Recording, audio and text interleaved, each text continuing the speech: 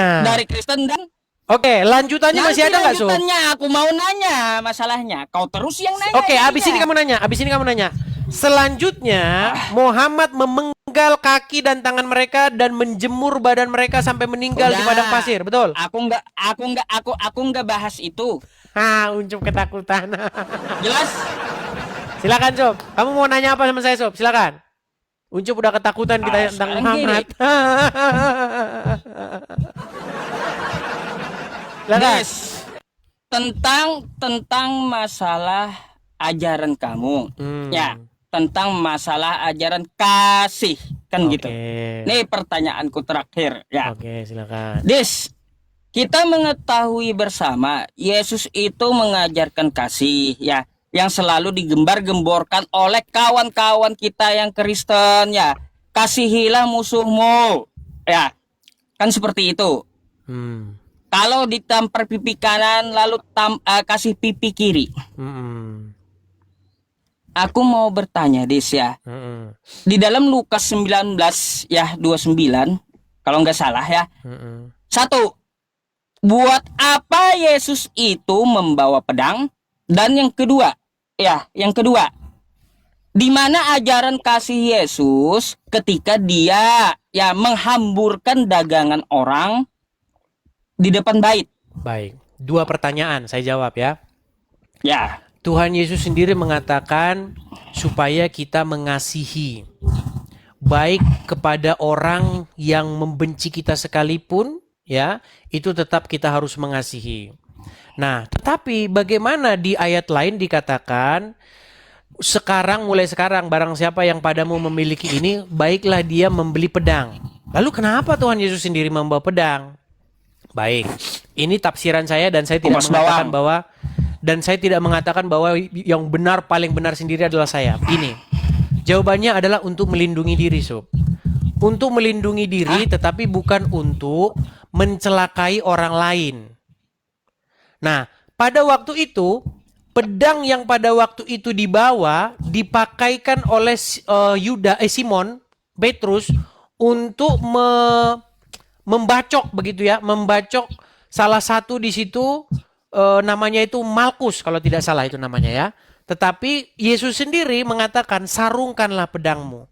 Jadi maksud daripada Yesus menyuruh orang murid-muridnya untuk membawa pedang itu bukan untuk mencelakai orang, tetapi untuk melindungi diri.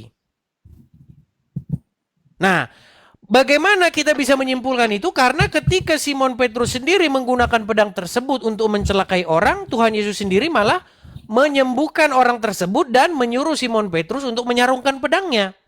Artinya, apa yang diajarkan oleh Tuhan Yesus konsisten dengan apa yang diajarkannya dan yang dilakukannya. Artinya, membela diri itu bukan salah satu bentuk datanya di mana? Waduh, saya lagi menjawab, dianya langsung marah-marah. Ya udah. Oke, intinya begini, Sob. Artinya pembelaan diri ya, itu bukan sebagai bentuk kita itu kalau mengasihi orang itu bukan dalam bentuk kita itu membiarkan diri kita teraniaya, tidak. Tetapi kita juga ada untuk membela diri kita. Seperti itu. Nah, kemudian yang kedua, tetapi dengan demikian membela diri bukan untuk menganiaya orang. Seperti itu. Membela diri itu hanya untuk pertahanan diri tetapi tidak boleh mencelakai orang lain. Kemudian yang kedua, masalah tentang bagaimana Yesus membalikkan meja-meja atau dagangan-dagangan di bait Tuhan. Begini, Sob. Edis, kamu bilang Yesus menyuruh mengajarkan kasih. Sementara Yesus sendiri mau ngobrak-ngabrik pasar di bait Tuhan. Kasih itu, salah satu bentuk kasih itu adalah penegakan hukum, Sob. Jadi bait Tuhan itu bukan tempat untuk berbisnis, bukan tempat untuk jual beli. Tetapi para imam-imam dan petinggi-petinggi ahli-ahli Taurat, pemuka-pemuka agama menjadikan rumah Tuhan sebagai ajang bisnis. Mereka menjadikannya sebagai sarang penyamun.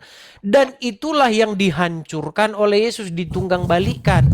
Justru itu adalah representasi, sebuah ekspresi daripada kasih kepada Tuhan. Supaya rumah Tuhan itu dikembalikan kepada fungsi dan tujuannya.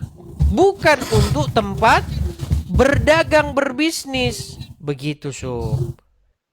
Kau tanggapi ya. Silakan. Udah panjang kali lebar aku dengar jawaban kamu. Nih. Ngarang Silakan. lu. Ah.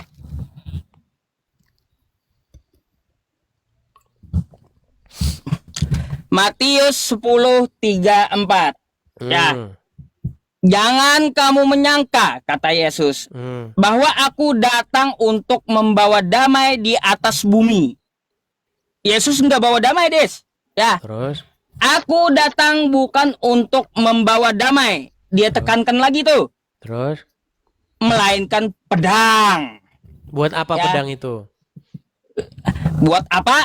Sebab aku datang untuk memisahkan ya, datang Betul. untuk memisahkan orang dari ayahnya, anak perempuannya dari ibunya, menantu perempuan dari ibu mertuanya. Jadi Betul. Yesus bawa pedang ya untuk ancam orang. Oh, bukan, salah.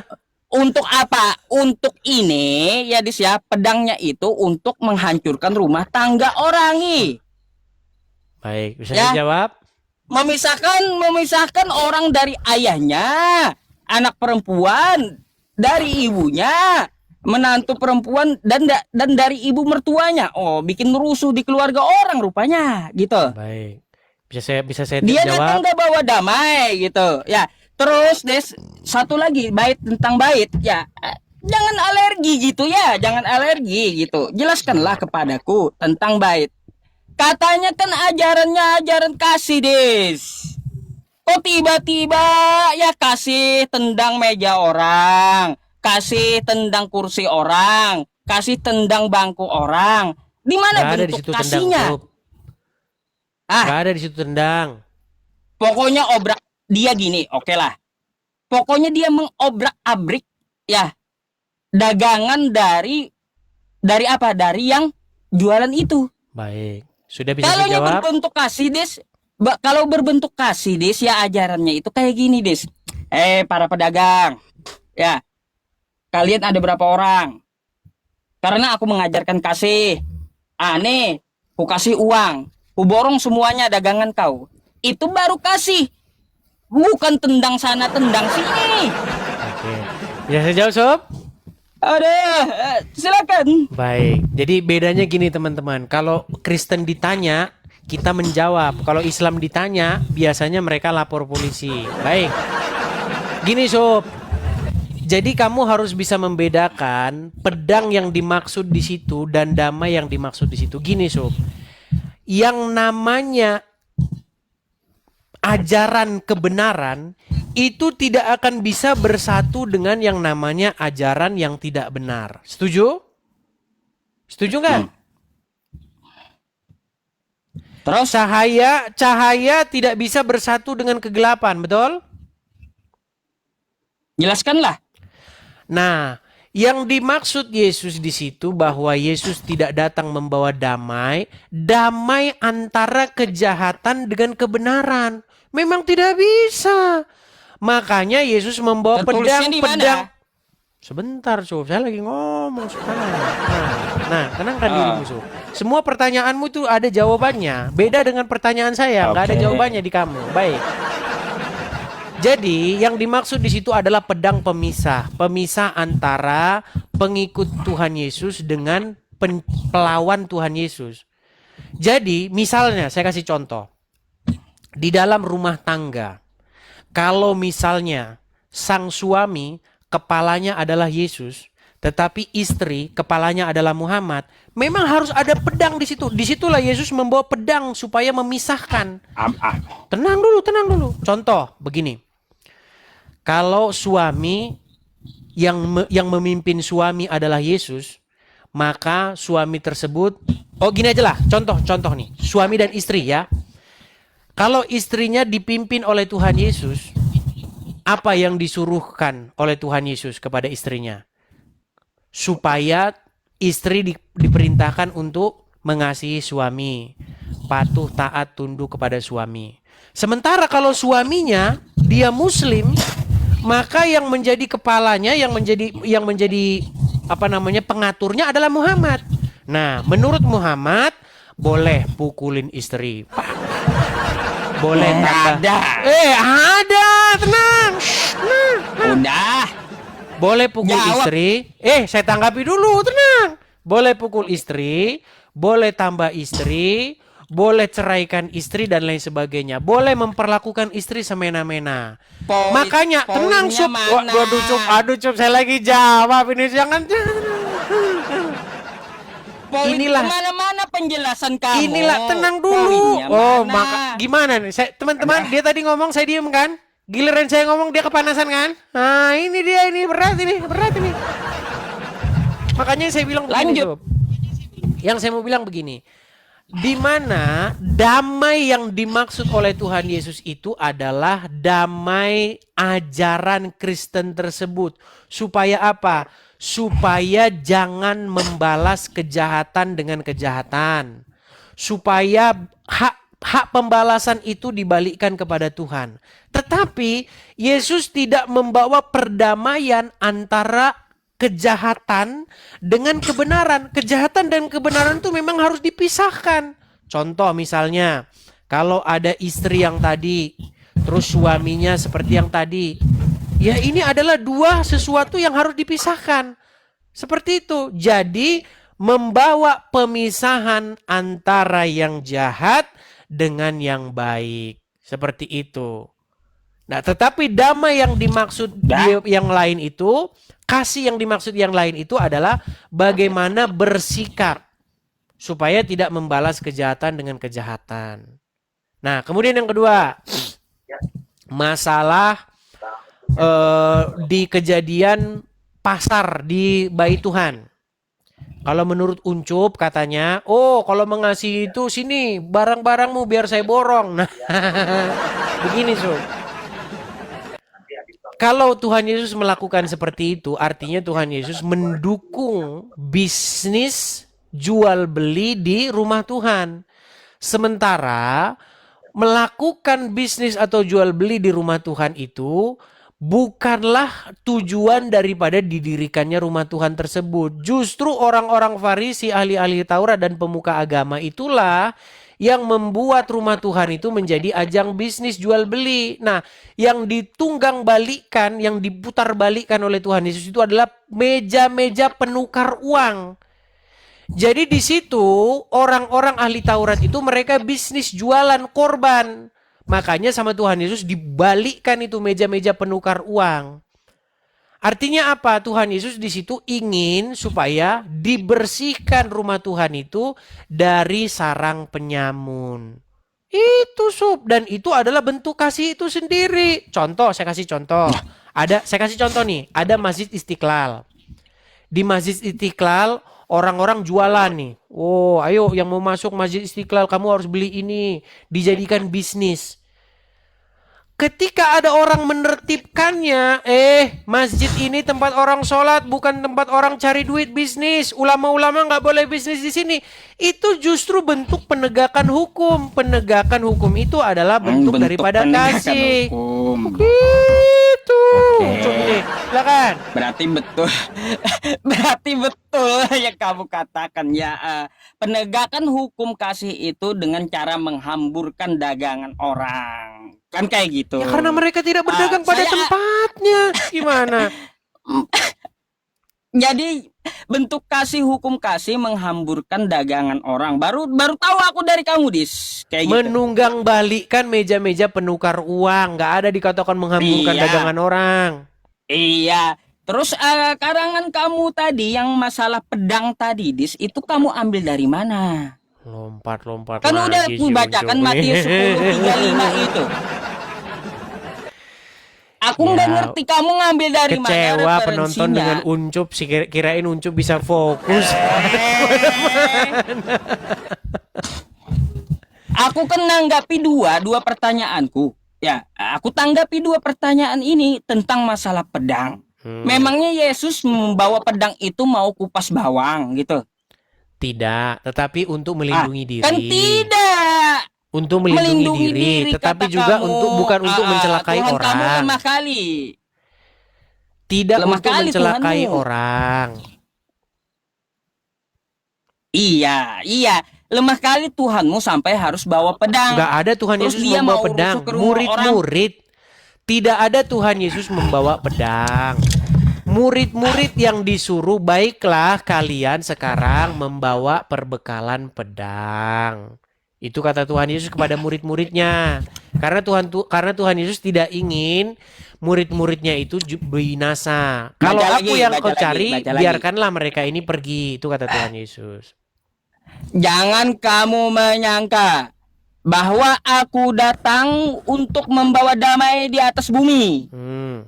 Aku datang bukan untuk membawa damai, melainkan pedang. Ya, pedang apa Lalu itu? apa kata Yesus? Pedang apa itu, Sob? Sebab aku datang untuk memisahkan orang dari ayahnya, anak perempuan dari ibunya, menantu perempuan dari ibu mertuanya. Oke, berarti pedang yang dimaksud di situ adalah pedang untuk memisahkan antara orang, betul? Bukan pedang betulan, betul? Jelaskan. Ya, maksudnya itu pedang pemisah, Sob.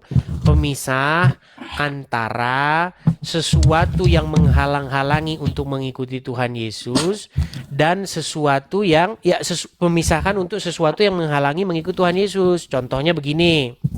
Misalnya, ada seseorang bertanya kepada Tuhan Yesus, "Guru, izinkanlah aku mengikut engkau, tetapi biarkanlah aku minta izin dulu kepada orang tuaku." Apa kata Tuhan Yesus? Barang siapa yang siap membajak tetapi menoleh ke belakang, ia tidak layak bagi kerajaan Tuhan. Artinya begini, Sob, mengikut Tuhan Yesus itu memang harus totalitas. Nah, itu juga sebenarnya ada dalam ajaran Islam, Sob. Nah, di dalam ajaran Tuhan Yesus itu, mohon maaf nih Sob, dicontek oleh Muhammad kepada Umar ibnu Khattab. Ketika Muhammad bertanya kepada Umar ibnu Khattab, Muhammad pernah bilang begini. Kok malah lari? Kan saya kasih contoh, ini kan saya menjawab. Ketika kamu menyalahkan begini Sob, ketika saya menjawab Bible, saya kan harus memberi percontohan supaya kamu bisa melihat sendiri ke dalam dirimu. Betul? Kalaunya kamu ambil sejarah sahabat Nabi, maka tampilkan sejarahnya. Oke, baik. Dalam satu riwayat, Umar bin Khattab pernah berkata begini. Oke, kita bacakan ya, kita bacakan. Masa Uncup tidak tahu riwayat ini, ya? Jadi Umar bin Khattab pernah berkata bahwasanya dia lebih mencintai dirinya sendiri ketimbang, nih sebentar ya, saya tunjukkan bahwasanya Umar, bentar.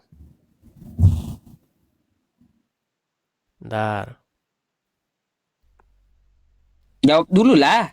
Kenapa ya, ini kan saya menjawab. Mau kupas bawang. Ini kan saya menjawab, Sob. Ini artinya perkataan Tuhan Yesus itu sebenarnya ada di dalam iman Islam. Tapi kenapa kamu kok menyalah-nyalahkan perkataan Tuhan Yesus? Sementara kalau itu kepada Muhammad, kamu nggak protes. Inilah Desya. Inilah agama selalu perumpamaan. Semua perumpamaan. Bukan perumpamaan. Gitu. Nih, saya jawab nih. Kelihatan ya? Kalau yang mentok perumpamaan. Bukan perumpamaan nih loh, lihat nih ya. Umar bin Khattab pernah ditanya. Lihat nih. Apa dikatakan begini. Menceritakan suatu hari ia dan sejumlah sahabat melihat Nabi Muhammad sedang menjabat tangan Umar bin Khattab. Sambil menjabat tangan itu Umar berkata, "Demi Allah, wahai Rasulullah, engkau lebih aku cintai daripada segalanya kecuali diriku sendiri." Nah, mendengar omongan itu Muhammad marah. Mendengar perkataan itu Nabi berujar, "Tidak beriman salah seorang dari kamu sampai aku lebih dicintai, lebih diutamakan daripada dirinya sendiri." Nah, di ayat-ayat lain mengatakan, Muhammad itu harus lebih diutamakan daripada bapaknya, ibunya.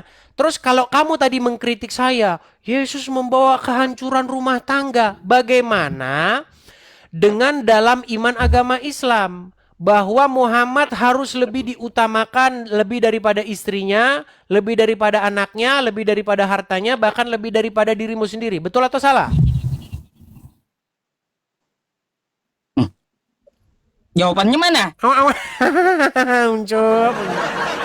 Begini loh, Malah balik kenapa nanya. sih gini sob? Maksud saya begini, kenapa sih kalau Yesus Nah, aku tuh di heran dalam sama kamu. Aku lagi dengerin kamu. Sob, Ya, ini kamu jawaban katanya membawa saya. dalil kan kayak gitu. Kamu kan mengatakan ketika Yesus membawa pemisahan, membawa pedang di dalam keluarga untuk memisahkan anak dari ayahnya, perempuan dari menantunya, dan sebagainya, kamu katakan Yesus membawa keretakan rumah tangga, betul? Betul? Ya. Bagaimana di dalam agama Islam? Jikalau Muhammad harus ditempatkan Loh. lebih penting daripada bapak, ayah, ibu, anak, harta, bahkan nyawamu sendiri. Betul? Kagak nyambung. Kok kagak nyambung sih, gimana sih Uncuk? Aduh Uncuk lalu babak belur kalau Kagak ketemu di Steve nyambung. ini. Aduh. Cob, Tentang permasalahan Sekarang saya yang tanya kamu begini. ambil dari cerita Nabi tadi dengan Matius yang kubawa itu beda jauh. gini Sob, coba dengerin saya. Kalau misalnya kamu punya istri, Rasulullah membolehkan kamu untuk nambah istri. Kamu punya harta nih. Jawabannya Sedikit. mana, Des? Tenang, Jawabannya. tenang, Sob. Rasulullah membolehkan tadi ngarang Ucup lu kawin gitu. lagi. Sebentar, Cup, sebentar. Rasulullah membolehkan udah Ucup kemana-mana. kawin lagi. Rasulullah Udah Ucup punya kemana-mana. duit. Ucup mampu, punya Udah harta kemana-mana. banyak. Menurut sunnah Rasul, Jawabannya mana? tenang. Menurut sunnah Rasul boleh nggak nambah istri? Ada nggak ada jawaban kah? Menurut sunnah Rasul boleh nggak nambah istri, Sob? Nggak ada jawaban gitu. Kan udah saya jawab si Uncup. Jelas bahwa Tuhan Yesus membawa pemisahan antara yang batil dengan yang hak. Kalau di dalam sebuah rumah tangga ada yang tidak mengikut perintah Tuhan Yesus, memang di situ Tuhan Yesus membawa pedang pemisahan. Jelas. Jadi namanya Dan itu kasih sebenarnya ada itu juga di dalam agama Islam. Ada juga Berarti dalam kasih agama Islam. itu Barang yang siapa di namanya dalam kasih. keluarga, Muhammad juga membawa pemisahan bagi orang-orang yang tidak Des. sepakat dengan dia, betul? Ini mau gimana sih? Coba standar Berarti ganda loh ya, kamu itu, Sob. Ajaran kasih yang dimaksud dalam Kristen itu menghancurkan rumah tangga orang gitu. Memisahkan orang-orang di dalam rumah tangga Iya, tersebut. itu kan. Iya, betul. Iya. Betul. Itu ajaran kasih memisahkan orang-orang dalam Memisahkan rumah tangga yang tersebut. baik dan yang batil, begitu. Mana jangan ngarang. Itu ayahnya, ibunya, anak Gimana sih, perempuan Ucup? dari ibunya. Ya kalau punya bapak, punya ibu masih mengikuti Muhammad, ya memang harus dipisahkan. Begitu pedang pemisahan, begitu. Lihat kau ini nih, dari anak perempuan dari ibunya, Ya, betul itu, Sob. terus dari ayahnya. Betul. Lalu karangan kamu tadi dari mana? Karangan saya. Di situ kan jelas-jelas membawa pemisahan antara ayah dan ibu. Ini ajaran Kenapa? kasih gitu. Oke, kenapa mereka dipisahkan?